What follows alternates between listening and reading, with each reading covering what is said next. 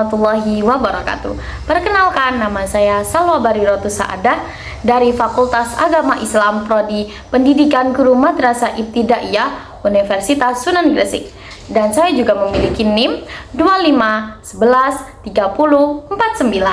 Nah, video ini saya buat untuk memenuhi tugas UTS dari mata kuliah Filsafat Pendidikan yang diampu oleh dosen Bapak Husnu Zuhad MPD. Pada kesempatan ini, saya akan membahas 4 hal penting dalam filsafat pendidikan, yaitu pertama, metode ilmiah, kedua, konsep ontologi, ketiga, epistemologi, dan yang keempat, aksiologi dalam pendidikan. Insya Allah saya akan berusaha menjelaskannya dengan semampu saya, tetapi tetap dengan kaedah akademik. Nah, yang pertama saya akan menjelaskan tentang apa itu metode ilmiah dalam pendidikan. Sebelum masuk ke filsafat, saya mulai dulu dari metode ilmiah, karena ini adalah dasar bagaimana manusia memperoleh pengetahuan yang dapat dipercaya. Menurut John Dewey, seorang filsuf pendidikan modern, metode ilmiah adalah proses berpikir reflektif untuk menyelesaikan masalah. Artinya, kita itu tidak hanya asal menebak, tapi kita juga harus mengikuti langkah-langkah yang jelas dan juga runtut. Biasanya, metode ilmiah ini terdiri dari beberapa tahap. Nah, di sini ada 6 tahap. Yang pertama, mengidentifikasi masalah. Kedua, melakukan observasi atau pengumpulan data. 3, menyusun hipotesis atau dugaan sementara. 4, melakukan eksperimen atau pengujian atau bisa disebut juga sebagai percobaan. Nah, 5, menganalisis hasil, dan yang keenam adalah menarik kesimpulan. Dalam konteks pendidikan, metode ini tidak hanya dipakai oleh para peneliti, tetapi juga relevan dalam proses belajar di kelas. Misalnya, ketika seorang peserta didik disuruh atau dituntut oleh guru untuk melakukan eksperimen IPA, atau ketika seorang guru mengajak peserta didiknya berdiskusi untuk menemukan solusi dari sebuah permasalahan yang telah ditentukan oleh gurunya. Nah, dengan metode ilmiah, proses belajar itu menjadi lebih aktif, kritis, dan berbasis bukti, bukan hanya sekedar hafalan. Nah, selanjutnya yaitu ontologi dalam pendidikan. Selanjutnya kita masuk ke konsep ontologi ya teman-teman. Ontologi adalah cabang filsafat yang membahas tentang hakikat keberadaan.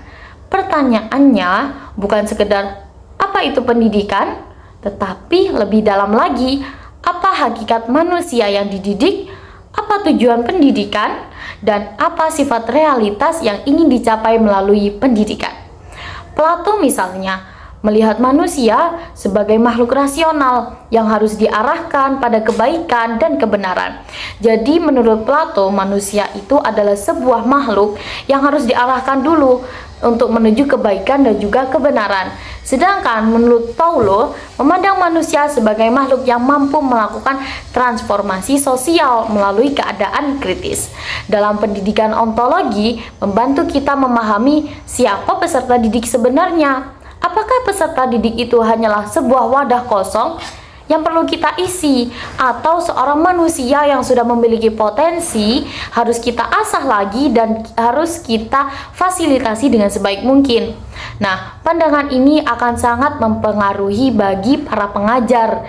Nah, misalnya jika kita melihat seorang peserta didik itu sebagai makhluk aktif, maka pendekatan pembelajaran kita akan lebih enak. Jadi kita itu dengan peserta didik bisa lebih dekat karena kita menganggap peserta didik kita adalah sebuah makhluk aktif. Nah, tapi jika kita memandang mereka sebagai makhluk pasif, maka metode yang biasa digunakan oleh guru adalah metode ceramah. Akan lebih dominan digunakan oleh mereka. Nah, jadi ontologi pendidikan ini tidak hanya bersifat teoritis, tetapi sangat mempengaruhi praktik di kelas. Jadi ada guru yang hanya ketika guru itu memandang siswanya sebagai seorang yang pasif, maka dia hanya akan berceramah, menjelaskan saja di depan. Tapi ketika menganggap peserta didik sebagai makhluk aktif, maka dia akan melakukan percakapan atau melakukan pembelajaran itu lebih aktif seperti itu, lebih efektif. Jadi misalnya ada tanya jawab atau ada permainan dan lain sebagainya. Nah, epistemologi dalam pendidikan. Nah, berikutnya adalah epistemologi, yaitu cabang filsafat yang membahas tentang pengetahuan. Bagaimana cara kita memperoleh pengetahuan, apa yang disebut benar, dan bagaimana kita membuktikan kebenaran itu. Dalam pendidikan, epistemologi sangat penting karena inti pendidikan adalah transfer atau menyalurkan dalam bentuk pengetahuan. Beberapa tokoh memberikan pengaruh besar pada epistemologi pendidikan. Misalnya, Jean Piaget mengatakan bahwa pengetahuan dibangun melalui proses asimilasi dan akomodasi. Peserta didik bukan hanya menerima informasi, tetapi dia juga mengolah dan juga menafsirkannya. Nah, sementara menurut Lev Vygotsky menekankan bahwa pengetahuan terbentuk melalui interaksi sosial. Artinya, belajar bukan kegiatan individual semata, tetapi melibatkan lingkungan, budaya, dan komunikasi. Pandangan epistemologis ini berpengaruh besar pada metode pembelajaran. Jika pengetahuan dianggap sebagai sesuatu yang dibangun sendiri, maka pembelajaran akan lebih konstruktif.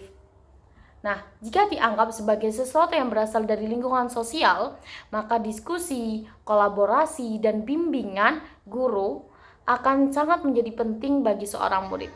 Epistemologi membantu guru menentukan bagaimana cara mengajar yang paling efektif sesuai dengan hakikat pengetahuan itu sendiri. Dan yang terakhir adalah aksiologi dalam pendidikan. Bagian terakhir itu aksiologi, yaitu cabang filsafat yang membahas tentang nilai, baik nilai moral, etika dalam pendidikan maupun estetika dalam pendidikan. Dalam pendidikan, aksiologi membahas pertanyaan seperti nilai apa yang penting diajarkan di sekolah, bagaimana etika guru dalam berinteraksi dengan peserta didik, dan juga apa tujuan moral dari pendidikan. Menurut Immanuel, tindakan moral harus didasarkan pada prinsip universal yang berasal dari kehendak. Nah, itu dalam pendidikan ini nilai-nilai moral seperti kejujuran, tanggung jawab, disiplin, rasa hormat menjadi bagian dari tujuan pembelajaran, bukan hanya tambahan pembelajaran bagi anak. Saya tekankan sekali lagi menjadi tujuan pembelajaran. Aksiologi mengingatkan kita bahwa pendidikan bukan sekedar menghasilkan manusia pintar, tetapi yang memiliki karakter dan juga integritas, jadi seorang manusia yang berkarakter dan juga memiliki integritas. Inilah yang disebut sebagai pendidikan karakter. Nah, dengan memahami aksiologi, seorang pendidik atau pengajar bisa memastikan bahwa proses belajar tidak hanya mengembangkan aspek kognitif saja, tetapi juga aspek efektivitas dan juga aspek moralnya. Nah, sekarang saya akan melanjutkan pada bagian penutup. Wah, singkat sekali ya teman-teman. Nah, sebagai penutup dari pembahasan ini, kita bisa melihat bahwa filsafat pendidikan memberikan landasan yang sangat kuat bagi proses pendidikan. Metode ilmiah membantu kita memahami cara memperoleh pengetahuan secara sistematis. Ontologi menjelaskan hakikat manusia dan pendidikan itu sendiri. Epistemologi memberikan gambaran tentang bagaimana pengetahuan lahir dan dipahami. Aksiologi mengingatkan kita bahwa pendidikan harus berorientasi pada nilai dan juga kebaikan. Nah, refleksi pribadi dari saya sebagai seorang calon pendidik, memahami filsafat pendidikan membuat saya lebih sadar bahwa mengajar bukan hanya tugas teknis, tapi juga tugas moral dan intelektual. Filsafat pendidikan ini membantu saya melihat peserta didik sebagai manusia yang utuh, yang berpikir kritis dan memiliki potensi dalam berkembang, atau dia memiliki potensi untuk berkembang menjadi lebih baik tentunya. Saya merasa bahwa dengan bekal pemahaman filsafat, saya bisa menjadi pendidik yang lebih arif, lebih reflektif, lebih bertanggung jawab, dan lebih bijaksana. Terima kasih telah menonton video singkat dari saya. Mohon maaf apabila ada salah kata ataupun perbuatan, karena saya juga masih belajar. Akhirul kalam, wassalamualaikum warahmatullahi wabarakatuh.